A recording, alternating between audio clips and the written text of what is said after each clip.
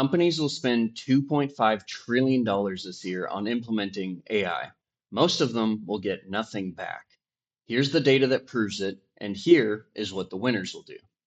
So there's three signals that are coming up here in this study.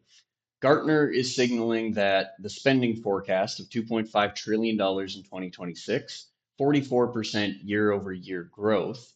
AI infrastructure adds $401 billion.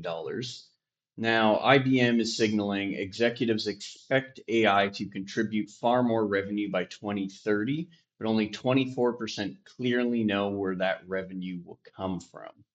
PwC leaders are choosing a few high value workflows, going narrow and deep, and demanding proof points for agentic deployments. Makes sense. So spend is up, confidence up, as clarity is uneven, ROI scrutiny is higher than ever before.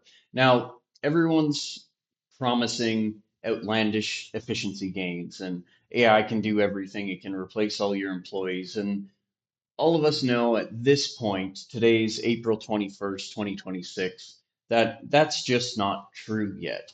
The quality of the handoffs, the quality of the overall implementations are getting much closer, and within 6, 12, 18 months might be more possible than before as we get new releases and new updates. I think most people expect to have AI integrated into everything. I'm seeing in the market a lot of people that were skeptics maybe 3 to 6 months ago eventually accept that it's really not going anywhere. So I think the biggest problem is most folks and most leaders can't identify the workflows that they have that could be automated. For example, there's different processes that you can go through to identify where drag is happening in your organization. Now, technology, again, is only part of the value because a competent LLM that can deliver outlandish and precise and accurate results doesn't really matter if it doesn't plug into a profitable workflow. And if it doesn't save anybody time and if it just adds more to your plate, then we see a negative ROI.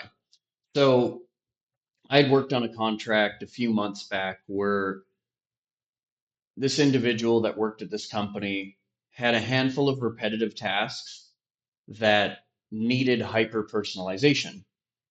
So we took the highest performing emails and pieces of communication that he was using and figured out a system to augment that approach to kind of get rid of the busy work so then the human in the loop can do all of the implementation that actually matters. Now, what discipline folks are doing differently? Pick a few high value workflows instead of chasing AI everywhere. Go narrow and deep rather than spending effort across the organization. Demand proof points, benchmarks, demos, and measurable outcomes. Integrate AI into core business operations instead of layering it on top of everything. And favor predictability, adoption, and operating leverage over just novelty. So I think we need to shift from AI excitement to more AI discipline. Where is this actually going to work inside of our workflow? What can we do to actually map out the workflow in a meaningful and powerful way? So AI is growing fast, but the market will reward companies that can turn the growth into measurable value.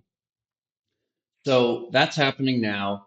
And I believe with no matter what you're doing and what you're looking at, if we use if we use phone calls as an example, if you're receiving a lot of phone calls into your business and you're busier than ever before, having an automated AI answering service would make sure that those leads don't go cold and start going somewhere else because you have a certain amount of time to optimize and capture that lead before they're like, well, they didn't answer, they're not there. So there's different pieces and different elements that I think you can work into your workflow, but it really takes conscious effort and actually thinking through and mapping out your workflow, which I think is really challenging and not easy work because it takes a lot of reflection, sitting down, seeing what processes are automatable, seeing what processes need a human in the loop, and seeing what processes that you're repeating on a daily basis that could give you an uplift and not just a ton more information to sift and sort through. So that's the video. Thanks for tuning in, and we'll talk to you soon.